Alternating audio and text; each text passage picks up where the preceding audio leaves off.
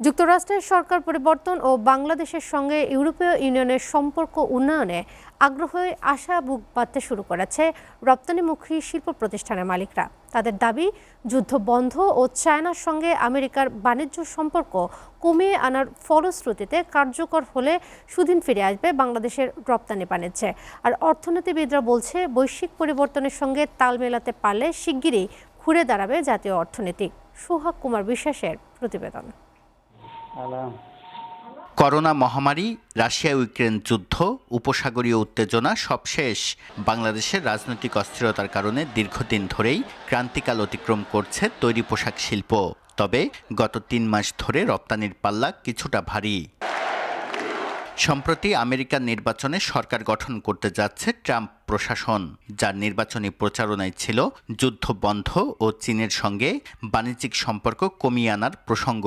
তাই পরিবর্তিত পরিস্থিতিতে সুদিন ধরার অপেক্ষায় আছে তৈরি পোশাক শিল্প মালিকরা।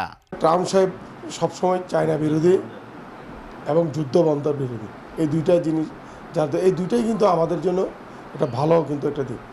এই দুইটা যদি ঠিক মতো যদি ফিউচারে 5 বছর যদি ঠিক থাকে, তাহলে হোপফুলি আমাদের বিজনেসটা কিন্তু অনেক ভালো হবে। আপনারা জানেন ডক্টর ইউনূস কিন্তু বাংলাদেশের একটা ব্র্যান্ড। ওনাকে যদি আমরা আমাদের এই সেক্টরে যদি কাজে লাগাতে পারি আমেরিকার সাথে এবং ইউরোপের সাথে, তাহলে কিন্তু আমাদের বিজনেসটা অনেক ভালো হবে। তবে বৈশ্বিক পরিস্থিতি ইতিবাচক হলেও নানান ইস্যুতে ঢাকার শিল্পজোনগুলোতে অস্থিরতা তৈরির ষড়যন্ত্র চিন্তার ভাঁজ ফেলেছে উদ্যোক্তাদের কপালে। আমাদের বিদেশি কাস্টমারদের সাথে যেহেতু আমরা কাজ করি, তাদের একটা কনফিডেন্সের জায়গা আমরা বছরের পর বছর ধরে করে আসছি। এটা ধরে রাখতে গেলে আমাকে দ্রুত শৃঙ্খলার সাথে, স্থিতিশীলতার সাথে উৎপাদন ব্যবস্থাটা চালু রাখতেই হবে। তো সেটা নিশ্চিত করতে পারলে ইনশাল্লাহ, যেহেতু 40 বছরের পোশাক শিল্প, এটি তো ওভারনাইট আমরা ধ্বংস হতে দিতে পারি না।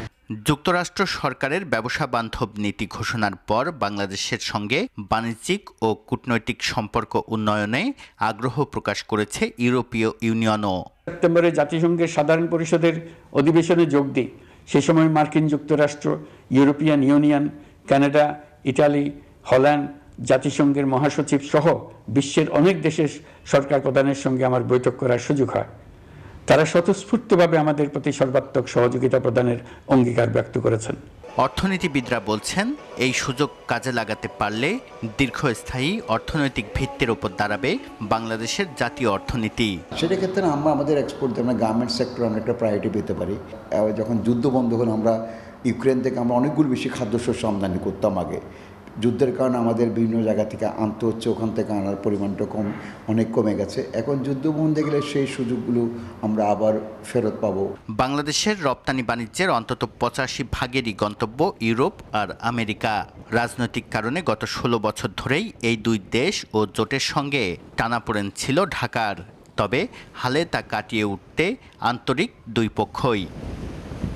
সোহাগ কুমার বিশ্বাস, এসএটিভি, চট্টগ্রাম।